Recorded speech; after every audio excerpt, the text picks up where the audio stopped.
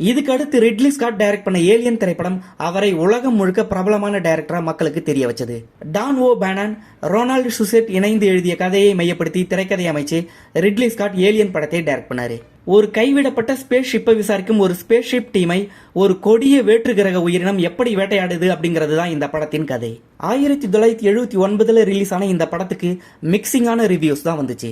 ஆனா பல உயரிய விருதுகளை இந்த படம் வாங்குச்சு.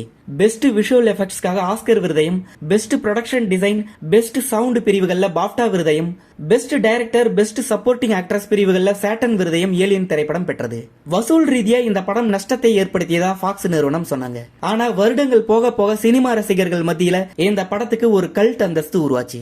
இதையடுத்து ஏலியன் பிரான்சைஸ்ல ஜேம்ஸ் கேமரூன் டைரக்ஷன்ல ஏலியன்ஸ், டேவிட் ஃபின்ச்சர் டைரக்ஷன்ல ஏலியன் 3, அதை தொடர்ந்து மற்ற டைரக்டர்கள் இயக்கத்துல Alien Resurrection, Alien versus Predator, Aliens versus Predator Requiem, Prometheus, Alien Covenant, கடைசியா ஏலியன் ரோமலஸ்னு அடுத்தடுத்து படங்கள் ரிலீஸ் ஆச்சு.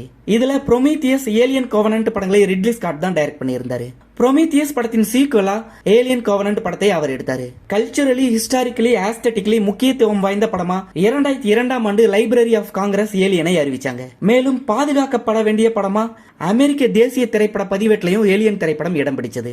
அது மட்டும் இல்லாம 2008ஆம் ஆண்டு அமெரிக்கன் பிலிம் இன்ஸ்டிடியூட் வெளியிட்ட சிறந்த சயின்ஸ் பிக்ஷன் மூவிஸ் பட்டியல்ல 7வது இடத்தை பிடிச்சது. அதே போல எம்பயர் மேகசின் வெளியிட்ட உலகின் தலை சிறந்த திரைப்படங்கள் பட்டியல 33வது இடத்தை பிடிச்சது.